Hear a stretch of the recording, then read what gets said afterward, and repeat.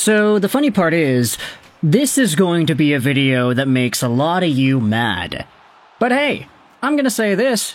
Try not to get too upset at me. I am just going out there and talking about some comments from Talkit. Because yesterday, the Vancouver Canucks defeated the San Jose Sharks 2-1 in overtime.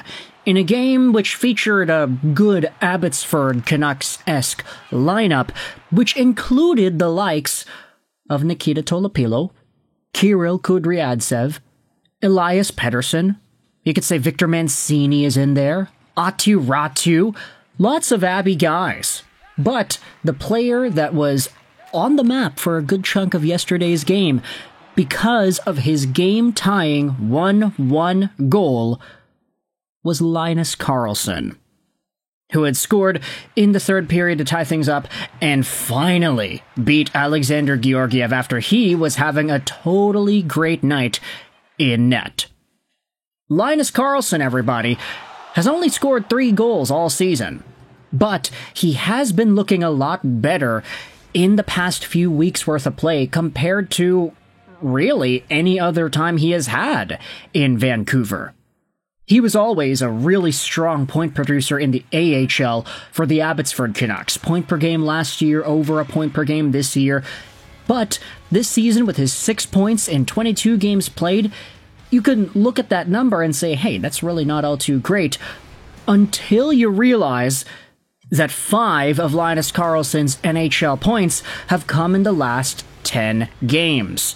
He has started to look so much better just around the net, the way he moves, his confidence is getting up there too. He's starting to make more plays and make some really dangerous looking passes. Linus Karlsson is taking some of that AHL point producing mojo he's got and bringing it to the National Hockey League. And I'm not going to go out there and say that Karlsson is going to be the next budding NHL star. He's already 25 years old, too, so it's not like he has a super high ceiling at this point of his NHL career. But now, with the way he's been playing, you're seeing a lot of folks going out there and saying things like this. Despite his AHL success, I didn't see much from Linus Karlsson in his first few Canucks call-ups. That has changed. He scored 1 point in his first 17 NHL games. He's now got 5 in his last 9 games. He's noticeable when he's not scoring, too. That was from Rob the Hockey Guy, who of course does a lot of work for Daily Hive. He also had former TSN and Sekeres and Price producer Grady go out there and say this. Linus Karlsson should have a spot on the Canucks' 4th line next season. He can bury pucks around the net and be a pest out there. He protects the puck well and plays strong along the boards. I like the edge that he plays with. So folks are really starting to jump on to the Linus Karlsson train.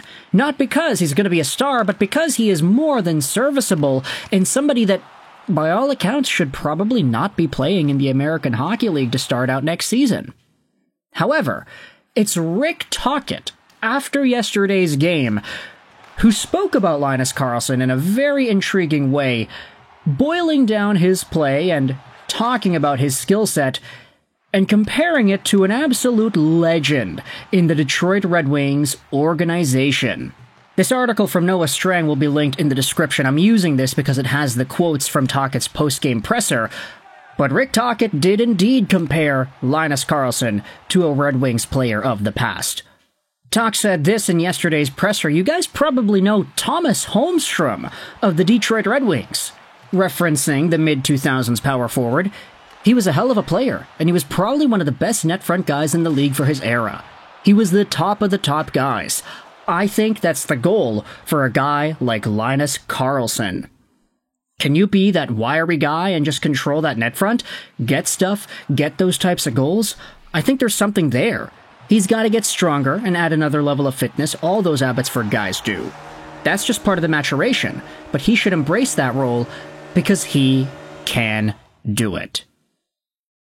And it's interesting because this is not actually the first time Rick Tocchet has mentioned Tomas Holmstrom when talking about Linus Karlsson. Let's go back to January 31st of this year. In Rick Tocchet's press conference ahead of the finish of their road trip in Dallas, Canucks News Summaries has the summary of this particular interview, and on Linus Karlsson, Tocchet said this: he's trying to establish himself in the NHL, and his goal should be to be a really good net front and wall guy. When he is on the ice, he needs to be around the net. Tocchet mentioned Tomas Holmstrom back then too. Greasy goals and winning puck battles. Identify what you are and be elite at it. He felt that Linus Karlsson can be one of those elite guys around the front of the net. And what's interesting is that Linus Karlsson himself has said that, hey, a whole bunch of his Abbotsford goals were scored around that area too, just being around the net and putting pucks in on rebounds, taking cross-checks, tipping it by, tight hands in front, just dangling it around goalies. It's interesting because if you compare Karlsson to Tomas Holmstrom, it's gonna be really tough to live up to that sort of a mold. Tomas Holmstrom was a half a point a game guy who played 1,000 games in the National Hockey League and who had 243 goals. He had 530 total points. And while it may be true that his career high in points was only 59, it's not like he was contending for the Art Ross or being the top guy on his team or whatever, but this guy was a 4-time Stanley Cup champion, and somebody who made his living in front of the net, taking cross-checks and just getting beaten to a pulp, standing up tall, taking the beating. He was only 6 feet tall, not really big, not really heavy, but he would still take the punishment and score as many net front goals as possible. And the role that Tomas Holmstrom had was so unique in that he was like the best guy in the league at just being able to find the back of the net whilst standing with his butt to the goalie, trying to make something happen. You had defenders needing to focus on the guy who's planted right in front of the blue paint in Holmstrom, which allowed everybody else, Lidstrom, Datsuk, Zetterberg, Brendan Shanahan even, to just cycle and do their thing and move the puck around, and when it would get sent towards the goal, Holmstrom would be there.